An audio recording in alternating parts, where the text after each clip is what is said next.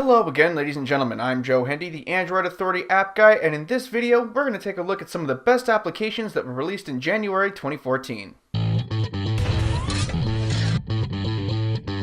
First up is Bad Hotel. In this fun little time waster, you must build a hotel that can sustain damage from all of the terrible things that are trying to destroy it. You essentially start with a core and must build around it to protect it from such things as birds that have bombs. It's quick but fun and only costs a couple of bucks in the Google Play Store.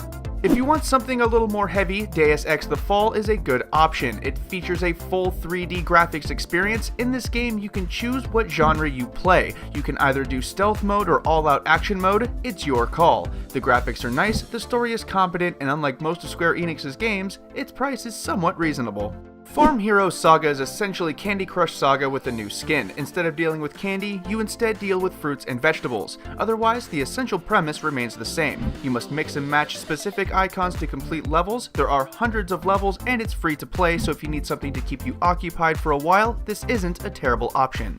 Final Fantasy VI was released in January to mixed reactions. Some people think the game needed more work and that the new graphics weren't enough. Other people didn't care and picked it up for nostalgia value alone. It's very expensive at $16, but this is one of the best RPGs of all time. Despite the nearly non-stop line of complaints, the game itself still garners a 4.5 rating in the Google Play Store, so there is that. Jelly is a brand new social network from one of the same minds that brought us Twitter. In this network, you take pictures of things, ask questions about it, and other people will answer if they know. The app itself could use some work as the interface is whatever the opposite of intuitive is, but it is free and we assume they'll update things to make it more enjoyable eventually. Private Text was released in response to that ridiculously stupid security issue with Snapchat. In Private Text, the interface takes you back to 1990, which is kind of lame, but the app itself works perfectly fine. With this, you get a totally private messaging service where your messages actually self-destruct after a period of time. It requires a PIN like BBM, and it looks like it was designed by Netscape, but if you need a private messaging service, this is a pretty good app to try. We talked about Recollect a few weeks ago, and for good reason. It's a brand new app that helps remind you of things that you need to do. Using it is fairly simple. You define the addresses of your home, office, grocery store, etc., and then you create tasks you need at those locations at certain times. Then, when you're near those locations or the time approaches, Recollect will remind you. It has a pretty good design, and it's also free. Small Fry is an infinite runner that takes place in the ocean, in the air, and in space. This surprisingly addictive game took up more of my time than I'm willing to admit to because it's simple, quick, and fun. You play as a fish, you tap the screen to dive, and that's really it, folks. The fish jumps all on its own, and using this very simple control scheme, you just need to avoid the bad guys. It's harder than it looks.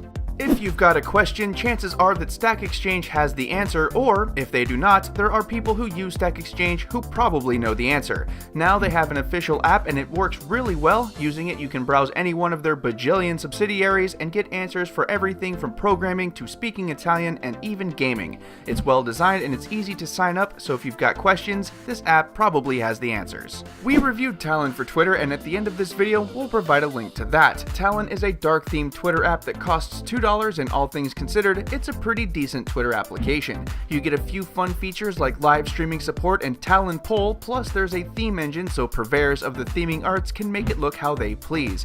With Twitter's dastardly token limit looming, you may want to pick this one up while you can. We also reviewed Udemy, and since this blogger has a penchant for educational apps, it's highly recommended that you go watch it. Using this app, you can view and enroll in classes that teach you anything from 3D modeling to programming and even stuff like cooking, second languages, and yoga. There are free and paid classes should you want to take them, and it can be fairly handy for people looking to get into something new.